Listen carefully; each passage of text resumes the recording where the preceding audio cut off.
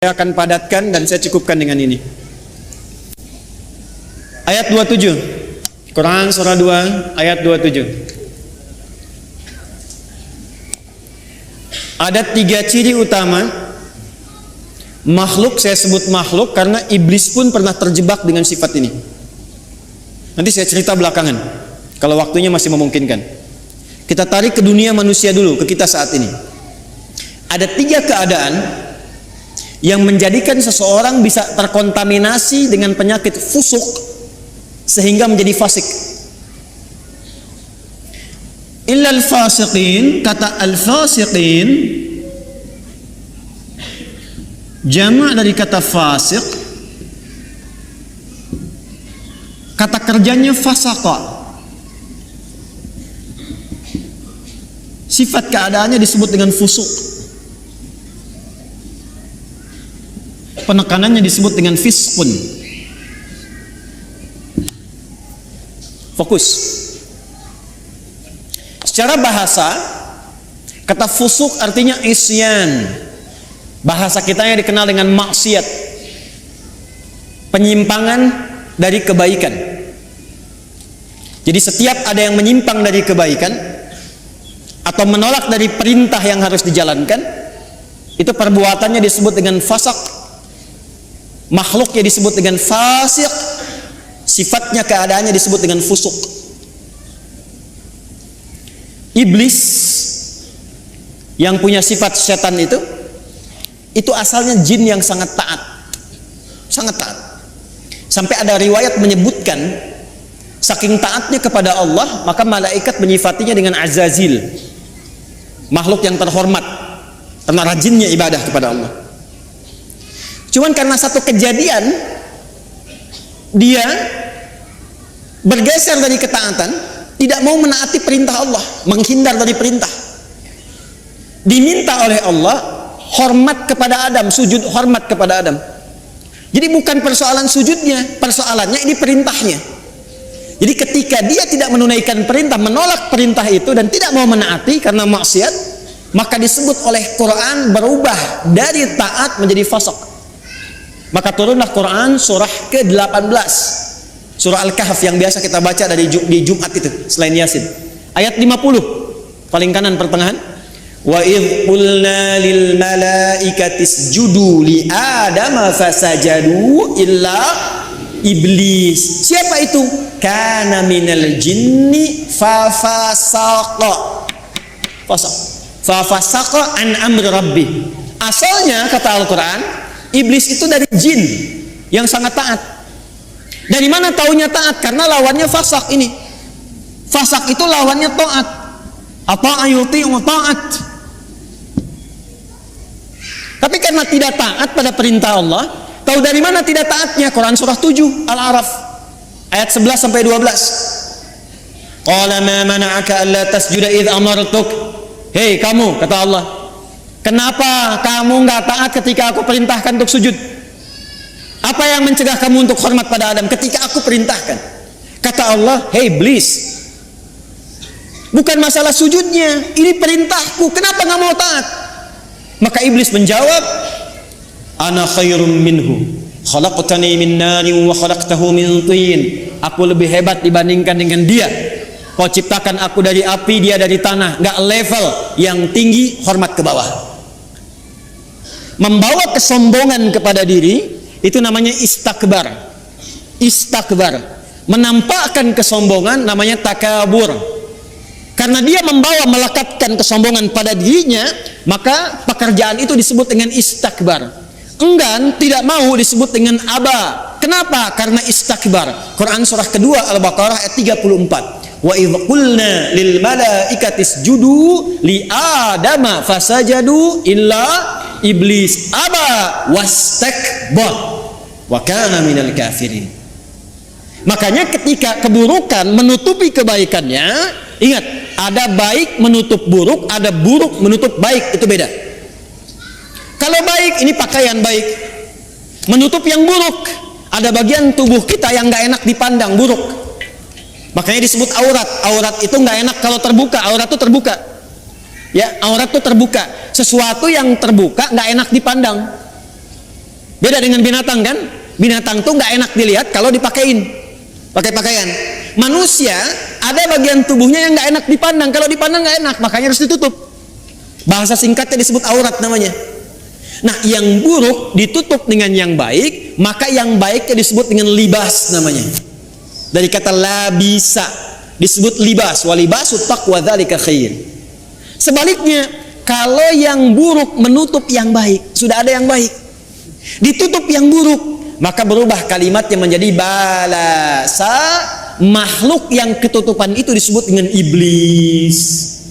Iblis kenapa disebut dengan iblis? Disebut dengan iblis untuk menggambarkan karena dia menutup semua sifat baiknya dengan kesombongan dan keburukan itu. Makanya sejak saat itu diharamkan oleh Allah kesombongan seakan-akan mengenakan jubah keagungan Allah Subhanahu wa taala. Jelas di sini?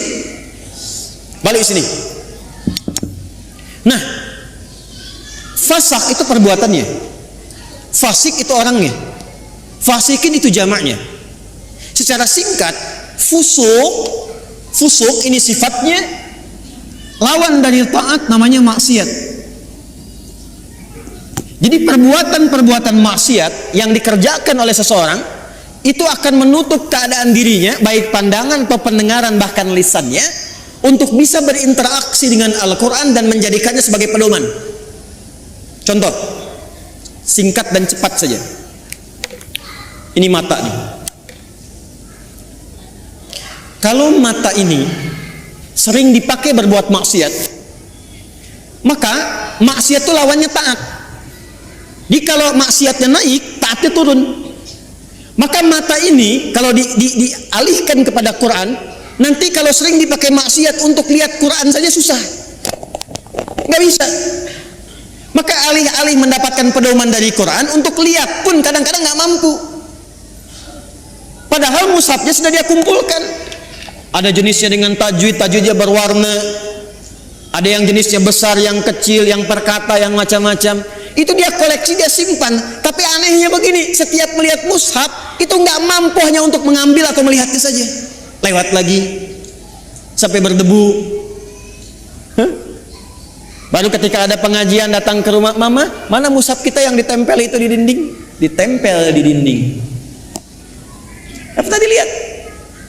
Nah, kalau sehari nggak bisa tuh berinteraksi dengan mushaf, dengan Quran, ambil mushaf yang paling besar, simpan di ruang tengah malam, buka begini, jangan dibaca, tanyakan dulu pada diri kita masing-masing, mengadu ke Allah, ya Allah, maksiat apa yang aku kerjakan di mata ini sehingga tak sanggup melihat Al-Quran sampai detik ini. Telinga, Anda dengar ngaji, dari masjid dengar ada tahrim, anak-anak dengar bacaan Quran, ada pengajian-pengajian, tapi telinganya nggak sanggup dengar. Kok kayaknya nggak enak? Ada yang gelisah, ada yang jenuh, bahkan ada yang anti. Artinya apa? Telinga ini seringkali digunakan untuk mendengar yang salah, maksiat. Quran surah ke-6 misalnya ayat 25, wa fi adhanihim waqra, di telinganya ada sumbatan. Telinganya ada sumbatan. Nah, ada 3 perbuatan besar dari maksiat ini yang kalau dikerjakan itu, dan kita berlindung pada Allah dari 3 perbuatan ini, kalau dikerjakan itu maka secara otomatis dia akan mempengaruhi pelakunya langsung mendapatkan sifat fusuk dan berpotensi menjadi fasik sehingga tak mampu mendapatkan pedoman-pedoman dan petunjuk dalam Al-Quran. Secara cepat, apa saja perbuatannya untuk kita tinggalkan dan kita jauhi? 1. Alladzina yanquduna 'ahdallahi min ba'di mitsaqih. Perhatikan baik-baik. Yang pertama, penyakit ini berpotensi menyerang semua kalangan karena itu menggunakan kata alladzina. Disebutkan sebanyak 1080 kali dalam Al-Quran, mencakup semua tanpa kecuali. Laki-laki, perempuan, besar, kecil, tua, muda, dan seterusnya.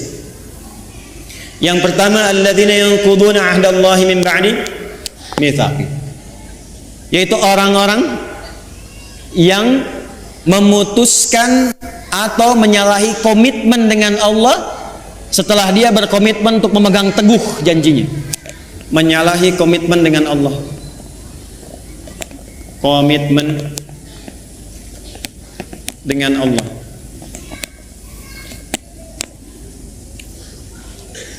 Praktek langsung. Awas hati-hati, awas hati-hati. Apa komitmen pertama kita yang paling pokok dengan Allah? Komitmen pertama kita itu bahkan sebelum lahir namanya syahadat. Quran surat 7 catat ayatnya, Al-A'raf ayat 172. Wa idz akhadha rabbuka min bani adama min dhuhurihim dhurriyyatahum wa asyhadahum ala anfusihim alastu bi rabbikum qalu bala syahidna an taqulu yaumal qiyamati inna kunna an hadza ghafilin. Komitmen pertama kita adalah asyhadu an la ilaha wa asyhadu anna. Bahkan untuk menjaga komitmen ini tiap hari kita sholat untuk menjaga komitmen ini. Makanya setiap sholat kita tahiyat, kita bacakan dalam tahiyat asyhadu an la ilaha wa asyhadu anna muhammadan. Perhatikan, maka dari sini muncul dua turunan. Turunan pertama langsung pokok komitmennya syahadat. Yang kedua amalan penguatnya sholat. Komitmen pokok asyhadu an la ilaha. Apa arti kalimat Allah? Arti kalimat Allah itu dua yang pokok. Satu, yang dipertuhankan. Yang dipertuhankan.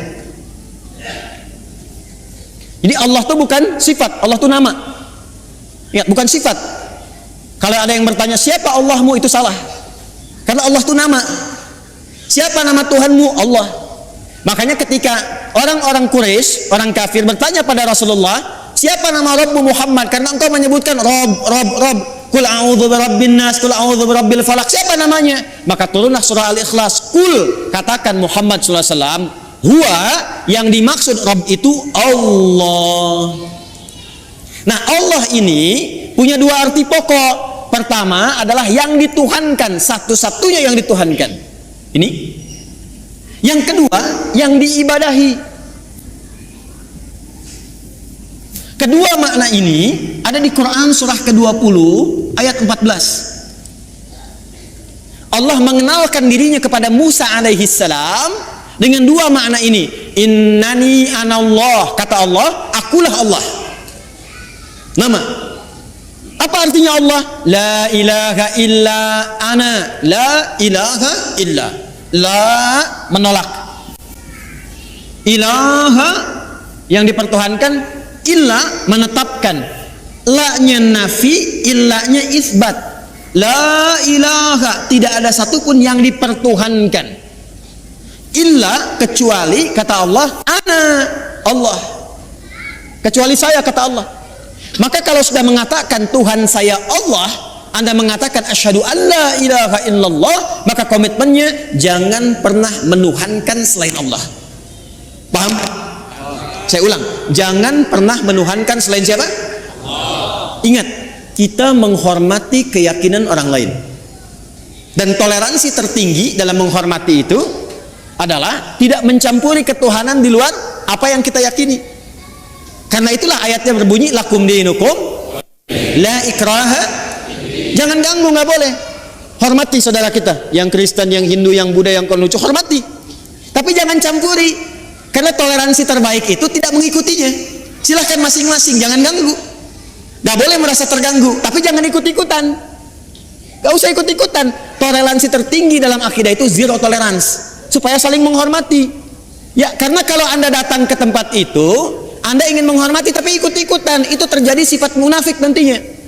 Ya, di lisan iya, di hati mengingkari. Itu gak boleh. Islam gak suka begitu. Antara lisan dengan hati itu harus sama. Ya, jangan sampai, mohon maaf, ya, lisannya berkata, ya, ikuti senyum, tapi hatinya mengingkari. Salah sesembahanmu, itu bukan Tuhanmu. Nah, Islam nggak mau begitu. Hormati orang lain, silahkan yakini apa yang Anda yakini. Kalau pengen tahu tentang Islam kami ajarkan, ya, tapi jangan ikut-ikutan dan tidak boleh mengganggu. Itu yang paling indah. Lakum dinukum. Karena itu kalau sudah la ilaha illallah, asyhadu an la ilaha illallah, maka tidak boleh mengatakan kalimat ini. Camkan ini. Tuh. Tuh. Kedengaran? Begitu Anda lakukan, ambulan nanti siap menanti. Dan ambulannya malaikat maut itu yang paling sangat menegangkan. Kalau sudah mengatakan la ilaha, asyhadu an la ilaha, itu komitmen. Maka tidak boleh ada kalimat ini. Camkan. Semua agama sama, menuju pada Tuhan yang sama, cuman caranya beda-beda. Maka itu sudah mulai pelanggaran terhadap komitmen. Saya yakin orang-orang yang seperti itu tidak akan pernah atau kesulitan dia mendapatkan petunjuk dari Quran. Yang ada apa? Semakin salah ngajinya, ayatnya semakin dipotong-potong. Ayat tentang menuhankan Allah dipotong, ayat tentang sholat pada akhirnya nggak sholat, ayat tentang puasa pada akhirnya nggak pada puasa. Itu yang kebablasan. Di orang-orang kalau sudah begitu, apalagi mengolok-olok ayat, pada ujung-ujungnya nggak yakin tentang Qurannya sendiri. Dan kalau dites ngaji, ujungnya nggak bisa ngaji juga itu. Ini yang bahaya. Di orang-orang yang seringkali melanggar komitmen, pada akhirnya sulit mendapatkan petunjuk dari Al-Quran. Yang ada, Quran akan dipotong-potong sesuai dengan selera nafsunya. Jelas? Awas. Saya kalau akidah agak tegas ya. 2, sholat. Ini amalannya. Bagi Anda yang sudah asyhadu an la ilaha, maka jaga komitmen itu lewat ibadah. Maka bagian keduanya kembali ke Quran surah 20 ayat 14. Innani anallahu la ilaha illa ana fa'budni. Buktikan untuk menyembah Allah yang dipertuhankan, diibadahi. Bagaimana caranya? Wa aqimis sholata lidzikri. Jaga la ilaha illallah itu lewat sholat. Makanya kalau ada orang yang sudah mulai malas sholat, itu secara otomatis akan sulit berinteraksi dengan Quran. Gak percaya silakan. Anda, jangan Anda lah ya. Kalau ada orang yang sudah mulai malas sholat, bahkan meninggalkan sholat, jangan harap dia mau ngaji, apalagi mendapatkan petunjuk dari Quran. Persamaan terbaliknya, kalau Anda ingin mendapatkan banyak manfaat dari Quran, kemudian terbawa suasana kita ingin mendekat kepada Quran, menanamkan cinta pada Quran, maka persamaan terbaliknya, 1, perbanyak sholatnya. Nih, tingkatkan dari yang fardu, bukan bilangannya ya, bukan bilangannya, tapi value-nya. Jadi bukan meningkatkan subuh 2 rakaat jadi 4, bukan ya. Coba lihat yang mengiringinya, ada sunnahnya tidak. Jadi kalau orang semakin banyak sholatnya, pasti semakin senang dengan Qurannya. Itu udah otomatis itu. Anda kalau sudah mulai senang tahajud, senang duha, senang khatib, demi Allah saya katakan, itu Anda nggak akan lepas dengan mushaf. Pasti itu. Sudah persamaan itu. Sudah persamaan. Jelas? Nah, setelah itu nanti kalau sudah senang Quran, pindah cara ngajinya. Dari mulai belajar baca, belajar pahami, sampai keluarkan kurikulum hidup yang sesuai dengan aktivitas Anda. 1. 2. Wa yaqta'una ma amara Allah bihi ayyusal. Seringkali memutus apa yang Allah perintahkan untuk disambungkan. Memutus hubungan. Memutus apa yang Allah perintahkan untuk disambung.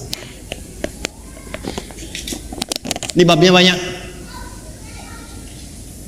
Saya ulang, babnya banyak. Saya ambil contoh yang paling gampang dengan akhlak. Awas, tes nih.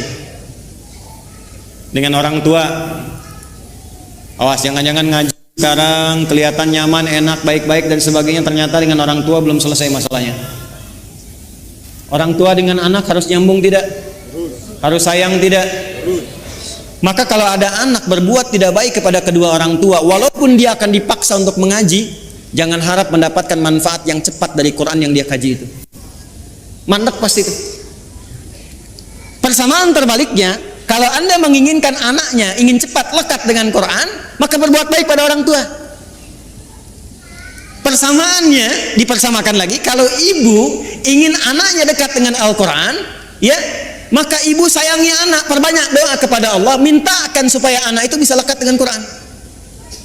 Jadi saya ingin katakan, menyambung hubungan dengan yang Allah perintahkan disambung, dengan orang tua, dengan ibu, dengan ayah, kasih sayang yang baik, berikan perhatian, doa, itu salah satu fadilahnya mempercepat kemampuan kita untuk menangkap petunjuk dari Al-Quran.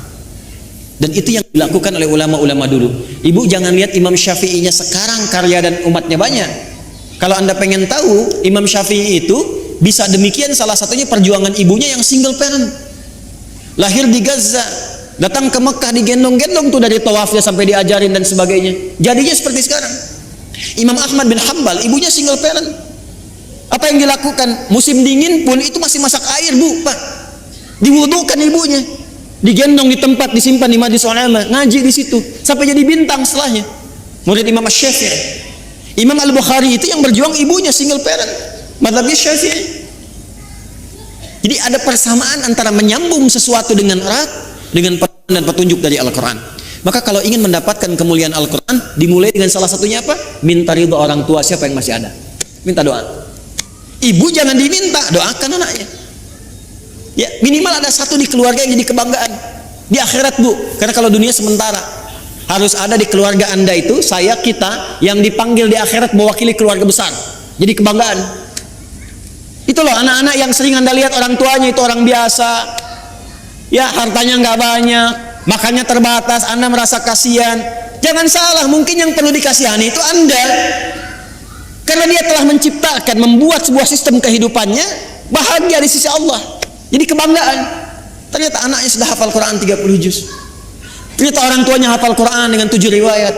Dan dia siapkan anaknya di kebanggaan di akhirat. Saat orang tua yang kadang dipandang sebelah mata di dunia itu, bahkan anaknya mampu memakaikan mahkota di kepala ibu dan ayahnya di hari kiamat kelak. Anda ada di mana?